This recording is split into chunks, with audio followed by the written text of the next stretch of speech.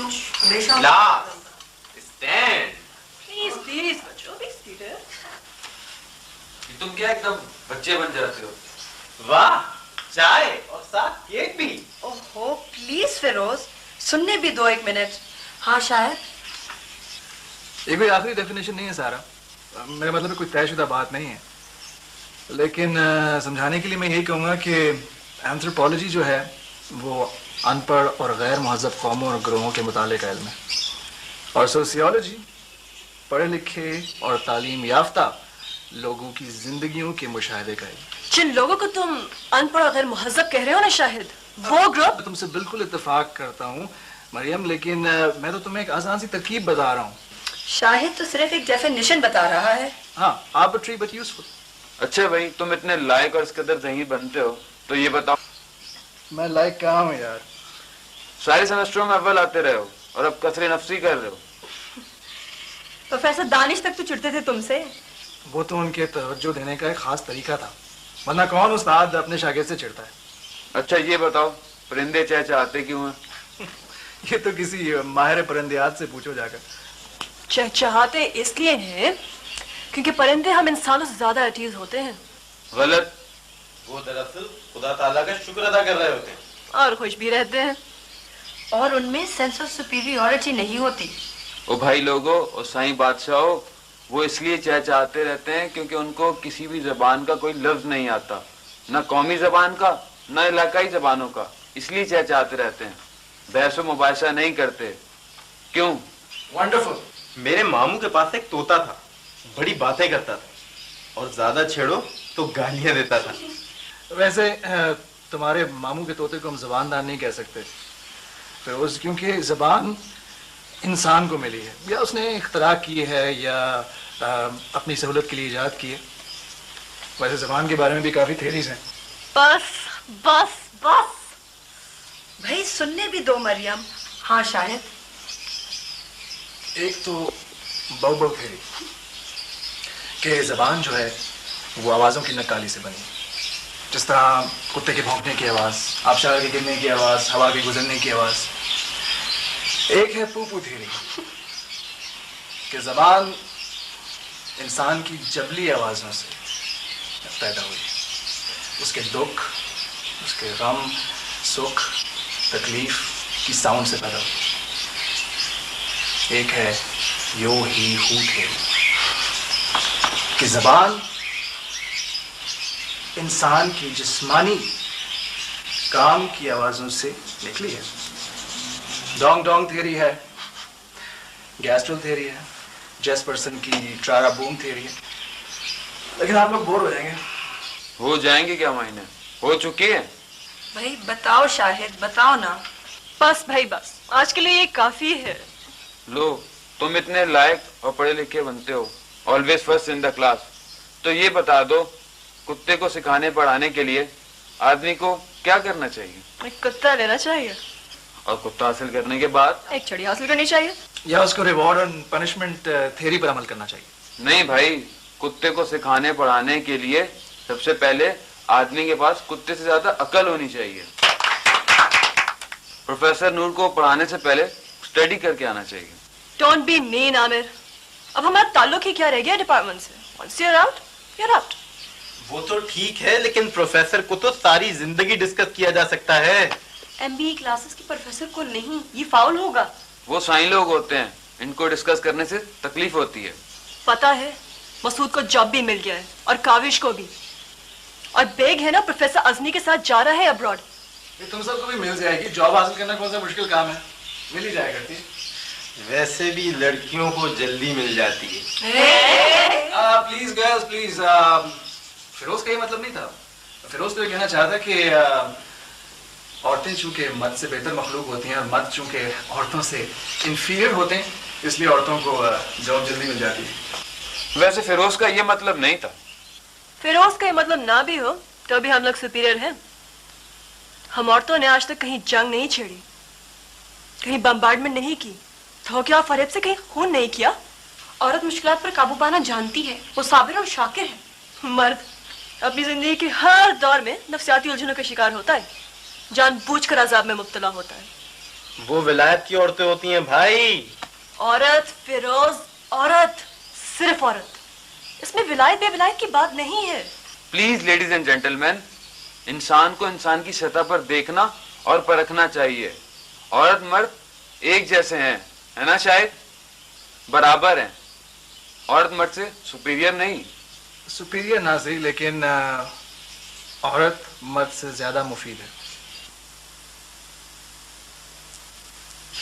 मुफीद तरीन मानों में आमिर के इंसानी बका के लिए और इस कुराए अर्ज को आबाद रखने के लिए औरत मर्द से ज्यादा जरूरी है। वाह भाई वाह, बड़ी तारीफ किया करती हैं सारा तुम्हारी। सुन रही हो मिस्टर विजडम क्या कह रहे हैं? बिल्कुल ठीक ही तो कह रहा है। उठो यार, आओ उठो फिरोज। जब बका इंसानी के लिए हमारी जरूरत ही नहीं, तो फिर इस बेइज्जती को बर्दाश्त करने की भी जरूरत नहीं। भाई प्लीज। हम आपको वैसे ऐसे जाने तो नहीं देंगे, लेकिन अपने इस फौरी फैसले से आप लोग एक बात समझ जाएं। तशरीफ रखिए, तशरीफ रखिए। मैं क्या बैठो। देखो भाई मर्दो, इसमें नाराज होने की कोई बात नहीं, लेकिन हकीकत यही है कि इस कुरार्स को आबाद रखने के लिए औरत मर्द से ज्यादा अहम है। फर्ज करो कि इस दुनिया में, इस कुरार्स पर, इस घड़ी, इस लम्हे, इस वक्त सारे के सारे मर्द, छोटे बड़े, जवान बूढ़े, सब फौत हो जाएं और दुनिया में सिर्फ औरतें रह जाएं, तो नस्ल इंसानी बदस्तूर चलती रहेगी। लेकिन अगर इसी लम्हे, इसी वक्त मेरे 1 2 3 कहने पर दुनिया की तमाम औरतें फौत हो जाएं और सिर्फ मर्द बचें, तो नस्ल इंसानी बिल्कुल खत्म हो जाएगी और ये कुरायस ह्यूमन बीइंग से बिल्कुल पाक हो जाएगा, हमेशा हमेशा की। प्लीज प्लीज, बहुत देर हो गई इसकी बातें सुनी। खुदा के लिए चाय और केक।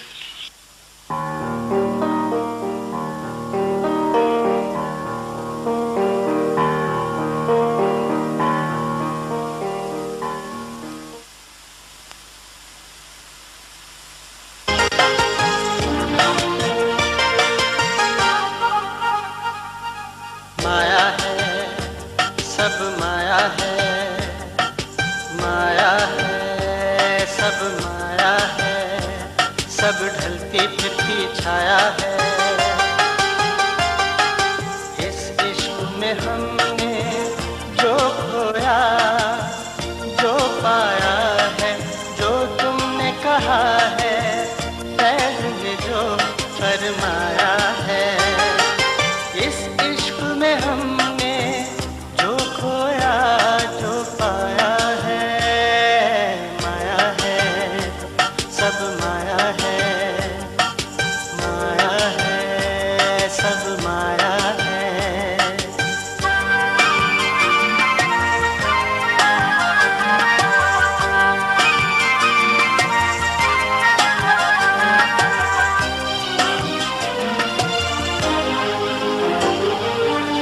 जिस गोरी पर हमने गजल हर शाम लिखे, तुम जानते हो हम क्यों कर उसका नाम लिखे।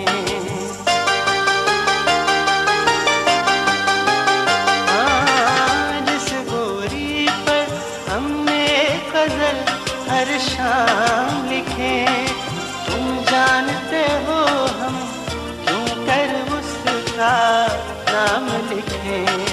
दिल उसकी भी चौखट चूम के वापस आया है। माया है, सब माया है, माया है, सब माया है।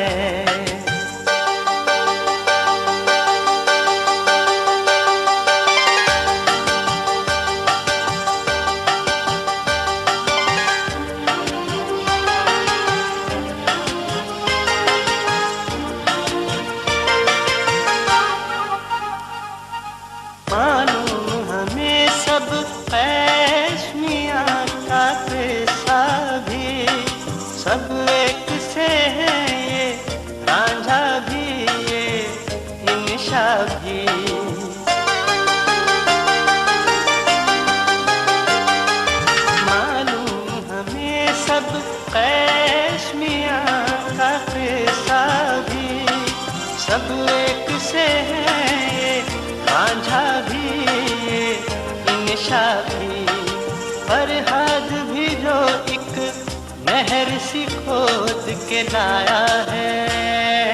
माया है, सब माया है, माया है, सब माया है।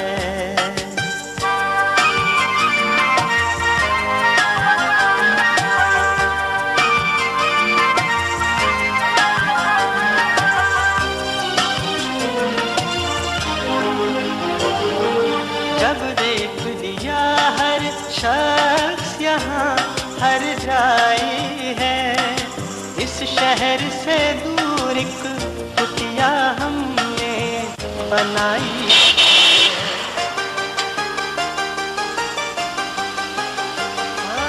जब देख लिया हर शख्स यहाँ हर जाई है, इस शहर से दूर एक कुटिया हमने बनाई है, और उस कुटिया के माथे पर लिखवाया है। माया है, सब माया है, माया है, सब माया है, सब ढलती फिरती छाया है। तो देखा मैं कितनी कितनी अच्छी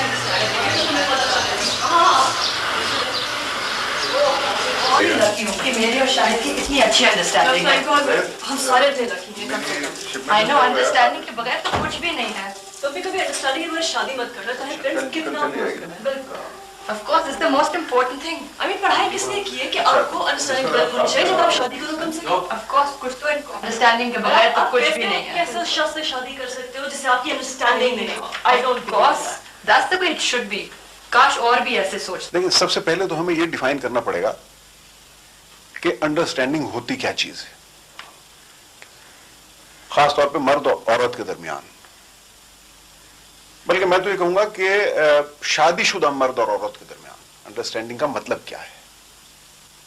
कॉम्प्रोमाइज जिमताया, दोनों एक दूसरे की आइडियाज को समझते हो जिमताया, एक ही सी थिंकिंग रखते हो। हम ख्याली, मसलन वो मेरे प्रॉब्लम्स को समझता हो, हम दोनों की सोच एक ही हो, हमारे आइडियाज मिलते हो एक दूसरे से जिमता। One at a time please, one at a time.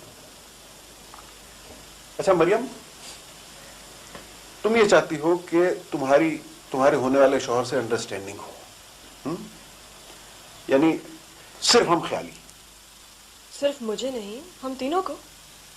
मेरा ख्याल यह है कि तुम तीनों पैम्परिंग चाहती हो और उसे तुम गलती से अंडरस्टैंडिंग का नाम दे रही हो। देखो, अंडरस्टैंडिंग एक दुरोया सड़क की तरह से होती है, आना और जाना बराबर का होता है। एक बड़ी ही खौफनाक किस्म की एक गिव एंड टेक होती है। असल में मैं भी तुम्हारी तरह ही था। मैं चाहता था कि मेरी शादी भी किसी एक पेंडू किस्म की औरत से हो जाए और बस उसके साथ मेरी अंडरस्टैंडिंग बहुत ज्यादा हो, लेकिन मेरा तो हौसला नहीं पड़ा। और तुम देख लो कि at 54 you still find me a single man living in London alone. ये तो आप ऐसे ही मजाक कर रहे हैं जिमता।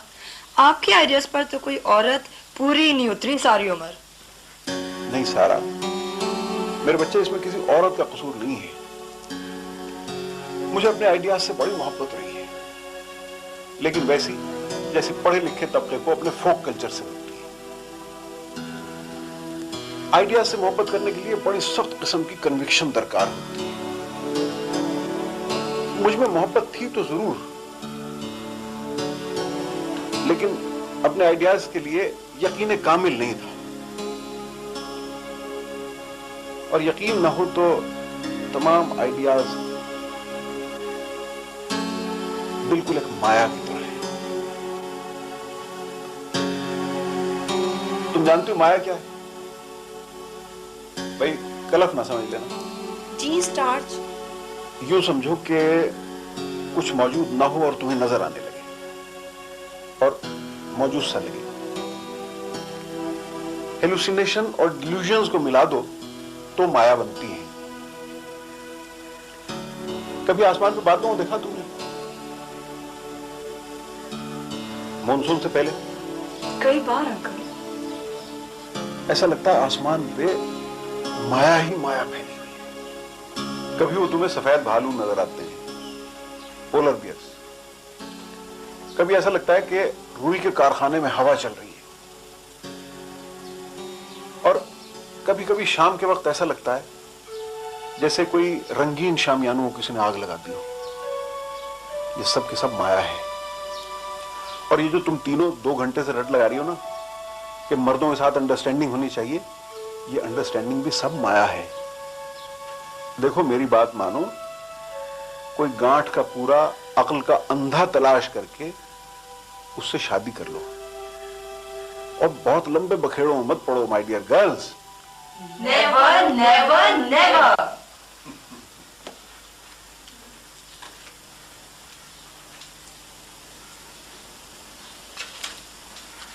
No thank you. मैं तुम्हारा ताया जिम हूं और तुम्हारे इंटरेस्ट की बात कर रहा हूं।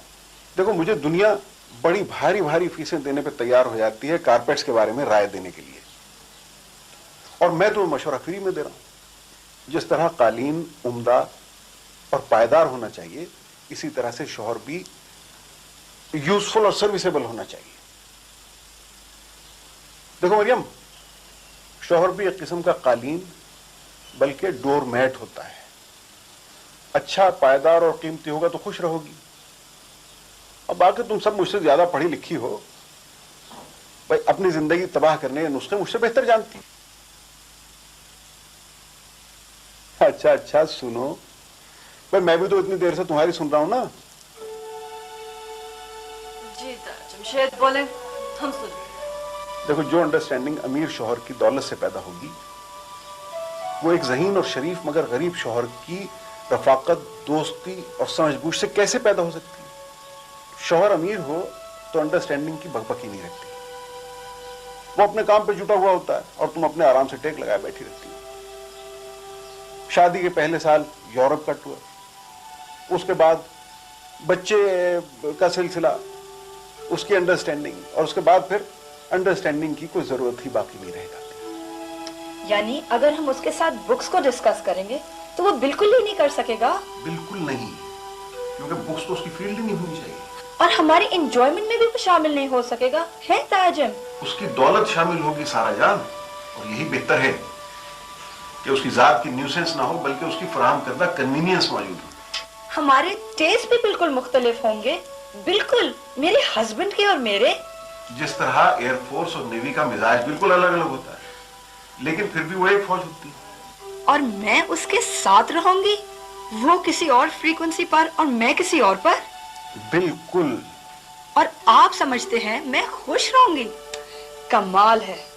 And you will live happily ever after.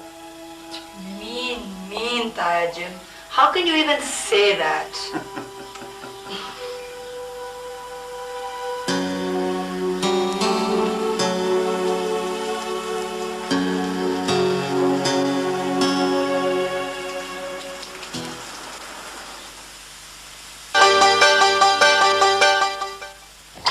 दांतों में तो हमेशा तकलीफ है। गलाजत के ढेर भी आते हैं, गंदे पानी के घड़े भी आते हैं।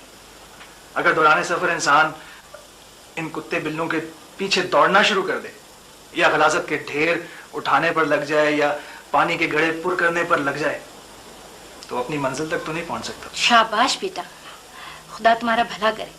सारा ने भी यही कहा था कि मामा जो कुछ पूछा करो तो शाहिद से पूछ लिया करो। शाबाश।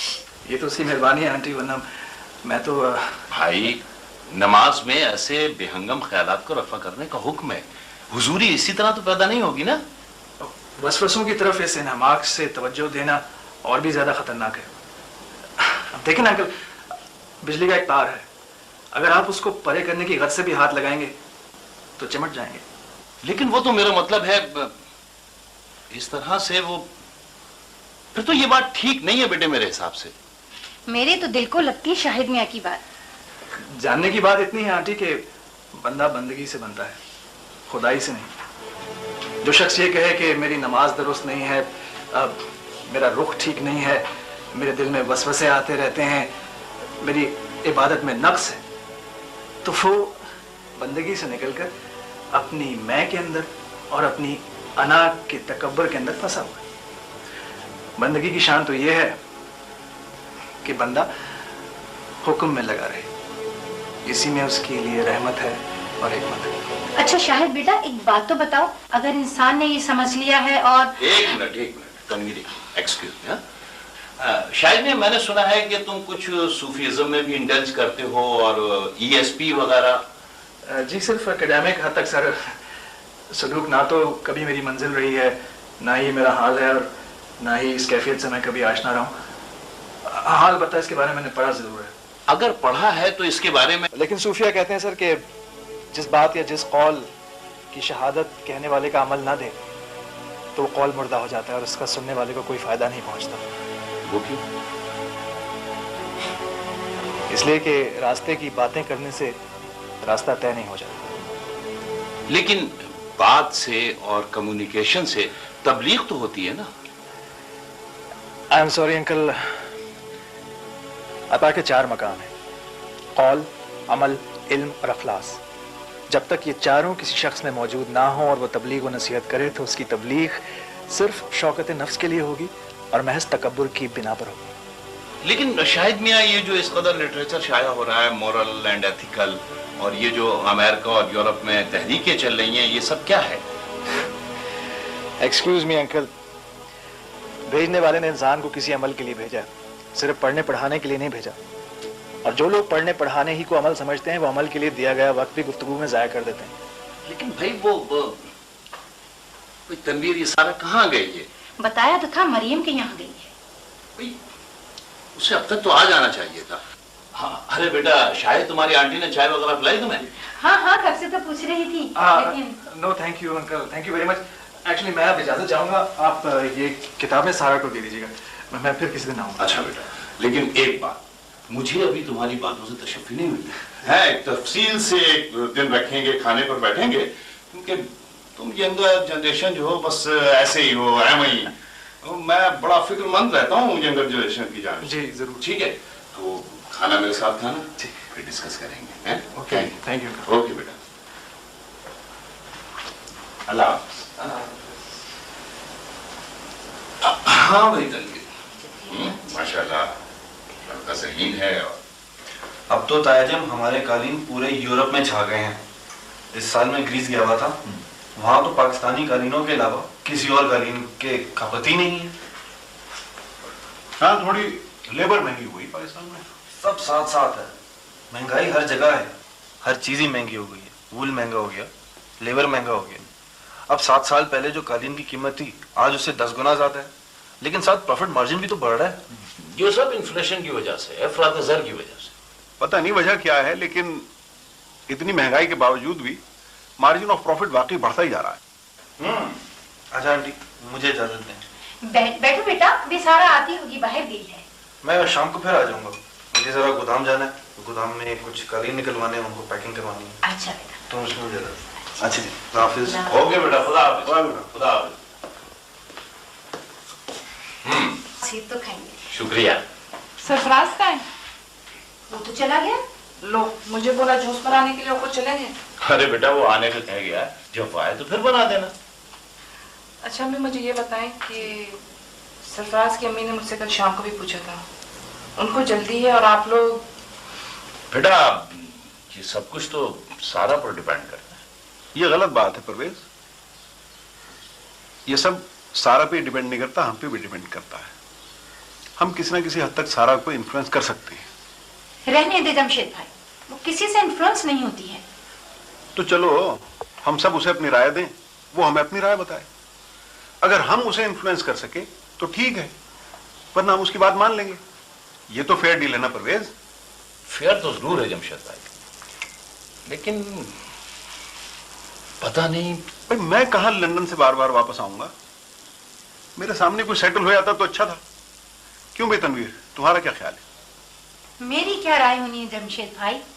मैं चाहती हूँ कि उसमें शराफत हो और वो शराब न पीता हो, सौम सलात का पाबंद हो, बस।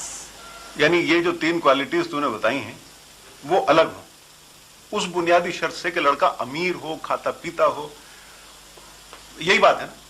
मैंने अपनी राय का इजहार कर दिया है, अब उसमें जो भी आप कोई नुक्ता पैदा कर ले।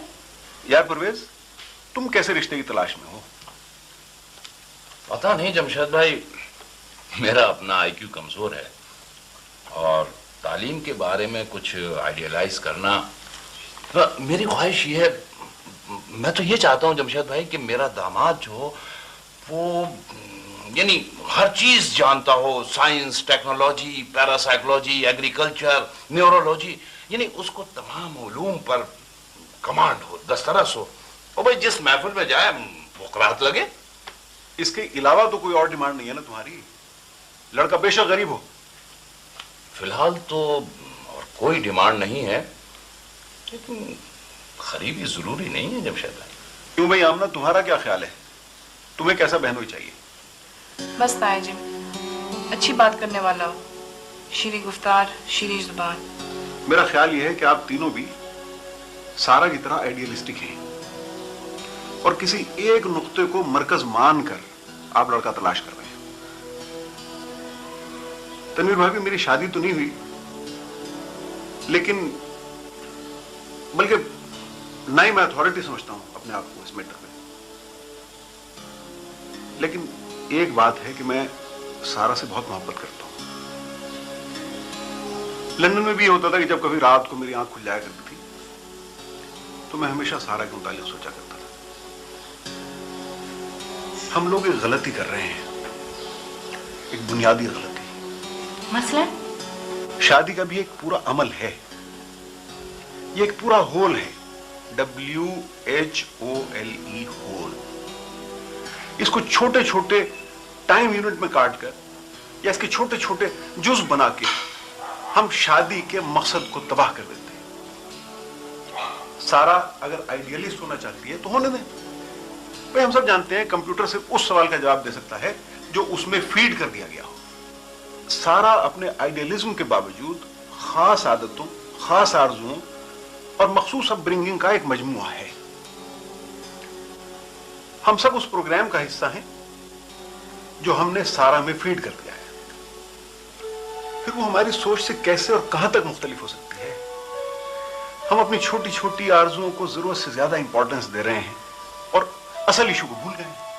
तो आप क्या चाहते हैं जमशेद भाई? सरफराज अच्छा है, वो सारा को बहुत अंडरस्टैंडिंग देगा, जैसी अंडरस्टैंडिंग की वो आरजूमंद है। सरफराज के पास बड़े फाटक की चाबी है और जिसके पास ये चाबी होती है उसको बाद के छोटे मोटे दरवाजों की फिक्र नहीं करनी चाहिए। तो आपका मशवरा क्या है? भाई एक खास किस्म के आराम और एक मखसूस किस्म के कल्चर में पली है सारा। खास टाइप का खाना, खास टाइप का लिबास, bedroom, bathroom, hot and cold water, hi fi music, ये सब स्टैंडर्ड्स की लग्जरी है। ऐसे लोगों का क्या काम आइडियलिज्म से? हम अपने कंप्यूटर में लग्जरी की प्रोग्रामिंग फीड कर चुके हैं। आप लोग खामखा परेशान ना हो, हमारी जिंदगियां आइडियलिज्म से नहीं चलती, दौलत और आसाइश से चलती हैं। आप सरफराज से शादी कर दें चुपचाप और बेफिक्र हो जाएं, आइडियलिज्म भी चलता रहेगा। अरे ये तो इंसानी जिंदगी की सजावट होती है। रबर प्लांट नहीं लगा लेते हैं आप अपने कमरों में? खैर ये मत कहें जमशेद भाई, जब इनसे हमारी शादी हुई थी तो इनके पास तो कुछ भी नहीं था। सारी उम्र आराम से रही हो तनवीर। ये ठीक है कि एक सरकारी अफसर की तनख्वाह कम होती है, लेकिन फ्रिंज बेनिफिट्स तो लाखों के होते हैं ना। मैं नहीं जानती ताया जी, आदमी की बस एक खूबी लाखों खूबी जैसी हो, जबान का मीठा हो, आरी कटारी ना चलाए बात करते वक्त, दौलत को गोली मारे। क्या करना है हमने दौलत के अंबार पर?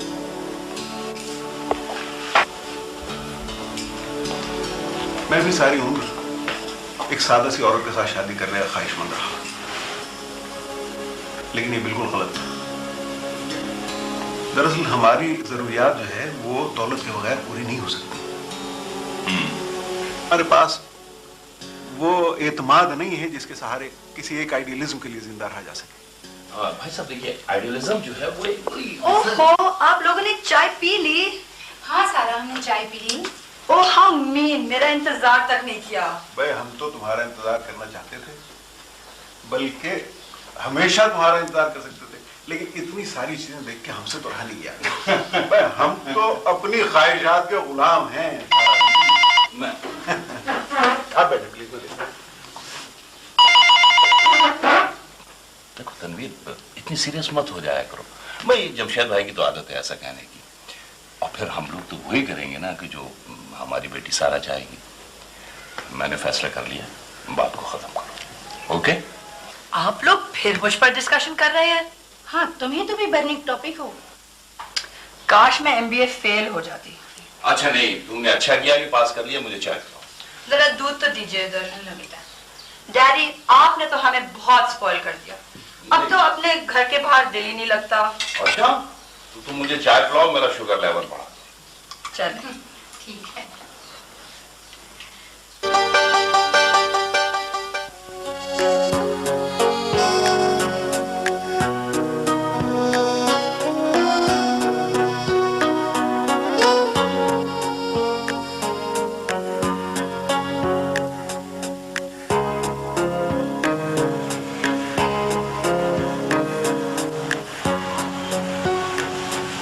लाइब्रेरी तो बंद है, चलो यहाँ बैठते हैं थोड़ी देर।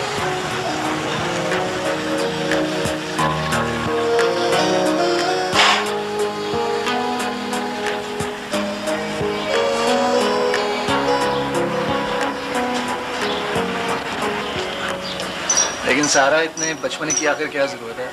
कुछ तो इन्फॉर्मेशन होनी चाहिए ना आखिर। बस है ना, जिम ताया भी हर वक्त लगे रहते हैं। उनका भी ख्याल है कि आइडियलिज्म और लाइफ दो मुख्तलिफ चीजें हैं। देखो ना, बहुत से फैक्टर्स होते हैं, बहुत से वेरिएबल्स होते हैं लाइफ में। तुम्हारी कोई फैमिली नहीं है, कोई बैकग्राउंड नहीं है, नहीं है तो नहीं सही, मुझे कोई परवाह नहीं। चलो तुम्हें कोई परवाह नहीं, हो सकता है तुम्हारी अम्मी को, तुम्हारी फैमिली मेरे बारे में कुछ जानना चाहे, तो मैं हाजिर हूँ। मैंने आज तक कभी तुमसे कुछ पूछा है तुम्हारे पास्ट के मुतालिक, तुम्हारी फैमिली के मुतालिक, तुम्हारे इकोनॉमिक स्टेटस के बारे में? पूछा तो नहीं, लेकिन पूछना चाहिए। तुम्हें मालूम होना चाहिए कि तुम्हारा राइट है। देखो शाहिद, जब मुझे कोई फिक्र नहीं है तो मेरे पेरेंट्स को क्यों होगी? जिंदगी मैंने बसर करनी है या उन्होंने? मैं जानता हूँ कि तुम बहुत बहादुर हो और तुम्हारी मोहब्बत बहुत स्ट्रॉन्ग है, लेकिन मैं बहुत जिद्दी लड़की हूँ शायद। मैं हिसाब किताब में बिल्कुल बिलीव नहीं करती हूँ। तुमने तो मुझे कंप्लीट अंडरस्टैंडिंग दी है, मेरे लिए सारी उम्र के लिए ये काफ़ी है। हाँ, जिस रोज़ तुम मुझे अंडरस्टैंड करना छोड़ दोगे, हमारे रास्ते अलहदा हो जाएंगे, छुट्टी हो जाएगी। बाकी तो सारा होप्स है। अंडरस्टैंडिंग के अलावा और कुछ नहीं चाहिए मुझे अपने हस्बैंड से। तुम्हारी डिमांड बहुत छोटी सी है, मुझे तो डर लगता है, पता नहीं क्यों। ओह यूनुस, आज लाइब्रेरी क्यों बंद है? इनकी छुट्टी है सर आज गौरों की। हम परसों भी आए थे, इतनी लंबी छुट्टी? पता नहीं सर जी, मालिक हैं ये लोग। अच्छा तुम्हारी घड़ी में टाइम क्या? 9 हुए सर जी।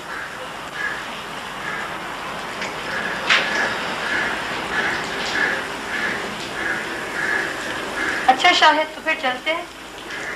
चलें?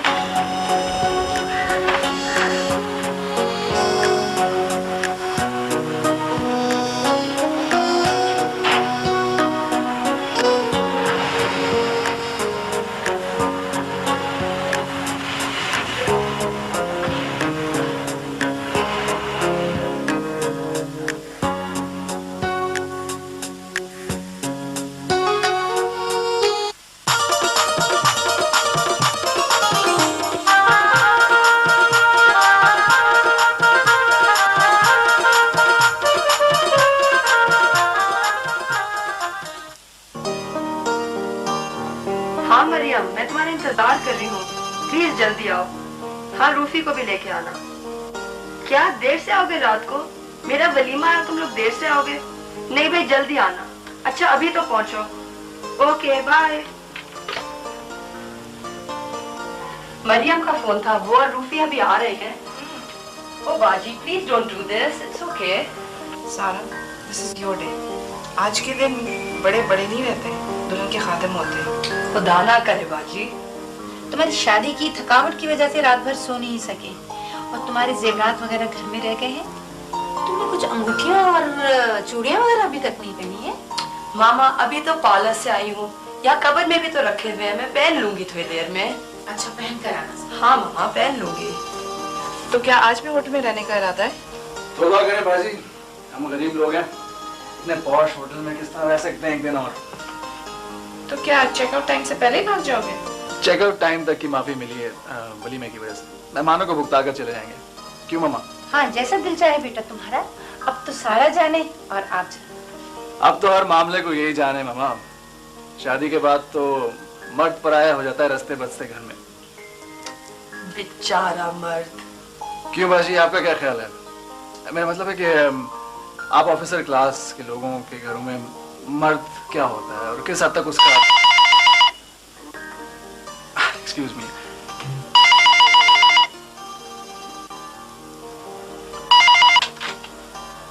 हेलो जी जी, हाँ जी बोल रहा हूँ जी।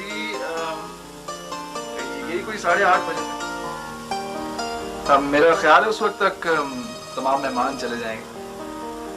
जी हाँ, कौन ठहरता है आजकल एक कोल्ड ड्रिंक के बाद। जी नहीं, हम भी चले जाएंगे मेहमानों को रुखसत करके। जी शुक्रिया सर, शुक्रिया। It's so kind of you, thank you very much. अब व्हाई नॉट, जरूर आएंगे, दोबारा फिर आएंगे। अच्छा, तो आप उन्हें फौरन ऊपर भेजें। जी जी, थैंक यू जी। ओके जी, खुदा हाफिज।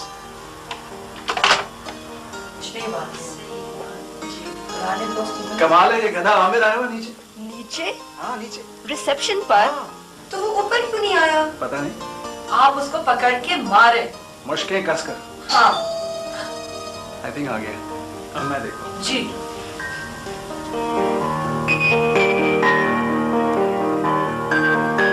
जी बाजी, तो फिर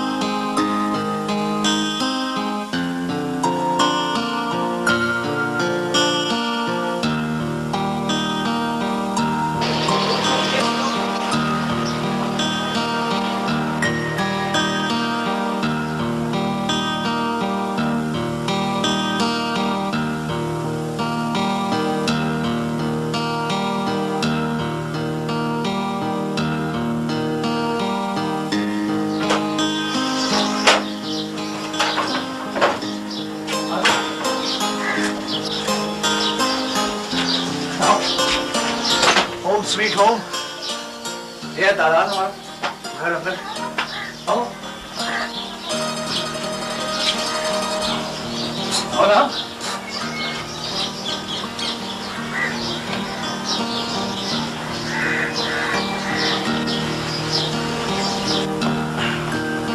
आ जाओ।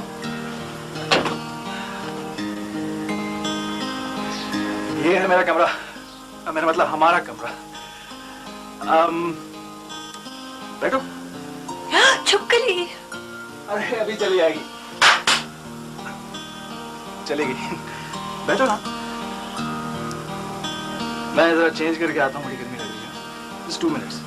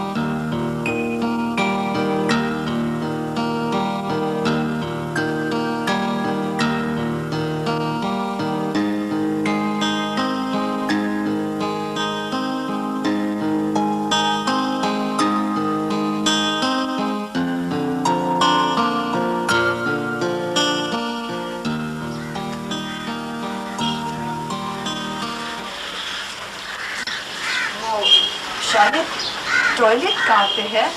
ऊपर राइट पे मालिक मकान का और लेफ्ट पे हमारा। पानी ऊपर ही। ध्यान से।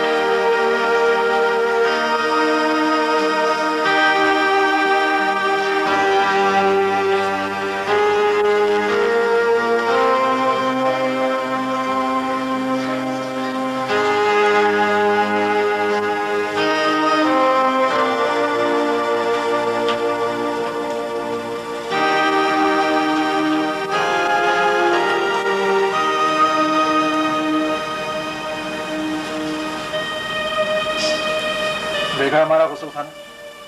देख लिया। नया एक्सपीरियंस हुआ? बिल्कुल नया। मैं भी कुछ बंदोबस्त करता हूँ खाने पीने का, बस ये जरा पैराग्राफ खत्म कर लूँ। खाने पीने की बंदोबस्त करने की जरूरत नहीं है शाहिद। यहाँ पर बड़े अच्छे समोसे और कचौरियाँ मिलती हैं। समोसे और कचौरियाँ बहुत हेवी होती हैं। क्या बात है सारा? हुआ क्या? जिम ताया कहा करते थे कि जो कंप्यूटर में फीड किया जाता है उसके मुताबिक जवाब मिलता है, और मेरी ऐसी प्रोग्रामिंग नहीं हुई है कि मैं इतनी सारी चीजों के साथ, इतनी तब्दीलियों के साथ समझौता कर सकूं। तुम शायद मेरी इस पॉवर्टी का जिक्र कर रही हो, मेरी इस बेचारगी का। तुम तो अच्छे भले मोटरसाइकिल पे आया करते थे यूनिवर्सिटी। मैं समझती थी कि तुम अमीर नहीं हो, लेकिन इतनी गरीबी, आई एम सॉरी, इतनी गरीबी मैंने कभी इमेजिन नहीं की थी। मोटरसाइकिल तो सामने वाले मेडिकल स्टोर वाले की थी। वो सारा दिन दुकान चलाता था तो अपनी मोटरसाइकिल की की मुझे दे देता था। उसको जरूरत नहीं थी। बहुत प्यार करता है मुझसे गुलजार। गालिबन तुम्हारी इल्म की वजह से। और तुमने वलीमा एक 5 स्टार होटल में कराया, क्यों शाहिद? वो तो आमिर की मेहरबानी थी। वो बजट था कि मैं 5 स्टार होटल में वलीमा कराऊं, और तुमने खुद देखा कि वहां मेरा अपना कोई नहीं था, कोई रिश्तेदार नहीं था। सब क्लास के लड़के लड़कियां थी, उनके वालिदैन थे। सारा खर्चा आमिर ने किया। तुम खड़ी क्यों हो? बैठो ना। देखो, मैं जल्दी कोई नौकरी तलाश करूंगा, अच्छी नौकरी। सारी जिंदगी तो स्टेनोटाइपिस्ट नहीं रहूंगा ना, महकमा फूड के लिए। हम ये मकान भी जल्द बदल देंगे। आहिस्ता आहिस्ता हम अपना स्टैंडर्ड बिल्ड करेंगे ना, ऊंचा मयार जिंदगी। मैंने एमबीए तो आखिर एमबीए में दाखिला भी तो इसीलिए लिया है। बहुत देर लग जाएगी शाहिद, बहुत साल लग जाएंगे। और मैं तो अब इसी वक्त बिल्कुल थक गई हूँ। लेकिन सारा हम दोनों में बहुत अच्छी अंडरस्टैंडिंग है शाहिद, इतनी ज्यादा अच्छी अंडरस्टैंडिंग कि बोले बगैर हम एक दूसरे की बात समझ लेते हैं। मैं चाहती हूँ कि किसी भी बिटरनेस के बगैर मैं यहाँ से रुखसत हो जाऊं।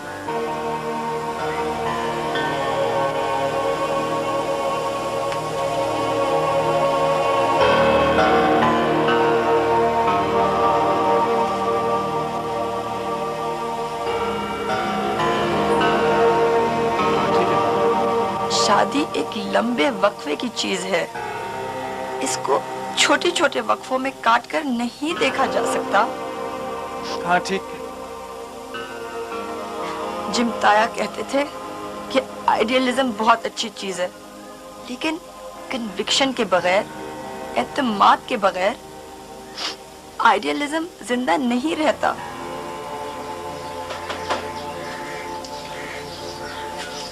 हेलो, तुम मुझे अंडरस्टैंड करते हो शायद।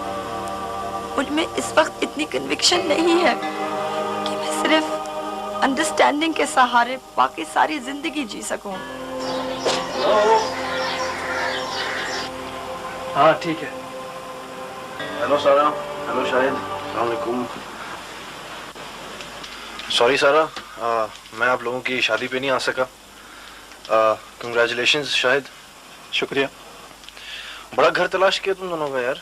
मैं तो पहले घी की दुकान की तरफ निकल गया था चलते चलते। By the way, this is for you. Thank you. भाई फिलहाल आप दोनों को डिस्टर्ब करने का कोई इरादा नहीं था मेरा, लेकिन कल स्टॉकहोम जा रहा हूँ तो सोचा आप दोनों से मिलता जाऊँ। शुक्रिया। फिर बेस्ट ऑफ लक। ठहरो सरफराज, मैं भी तुम्हारे साथ चलूंगी। श्योर श्योर, बिल्कुल। आओ शायद। नहीं, शायद बाद में आ जाएंगे। Sure sure. तो हाफिज शायद।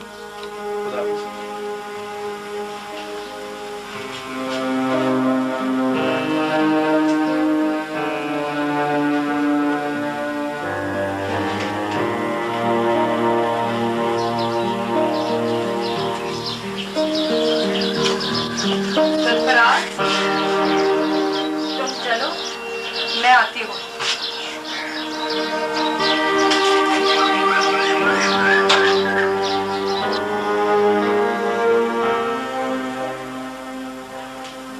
शाहिद जी।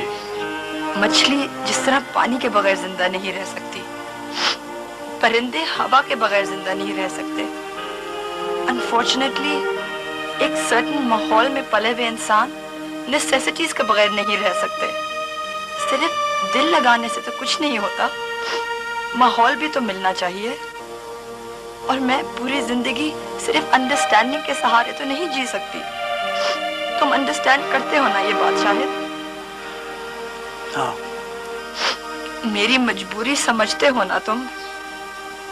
तुम मुझे खुशी से रुखसत कर रहे हो ना, मोहब्बत के साथ? हाँ बिल्कुल। खुदा हाफिज। खुदा हाफिज।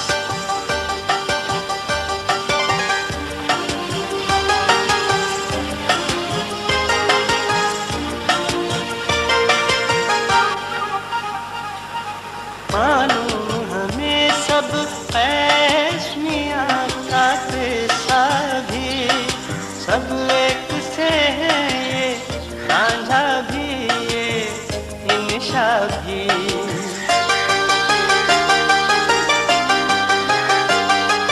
मानो हमें सब ऐशमियाँ का पेशा भी सब एक से है, रांझा भी इंशा भी। फरहाद भी जो एक नहर सी खोद के लाया है, माया है सब माया है, माया है सब माया है।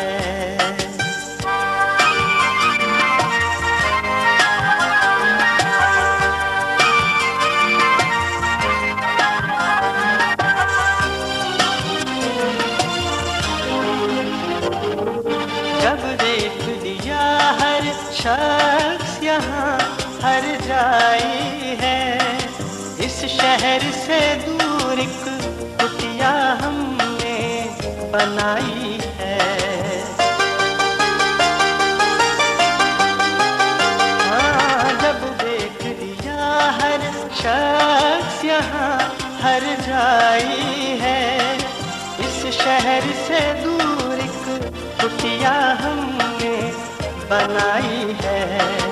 और उस कुटिया के माथे पर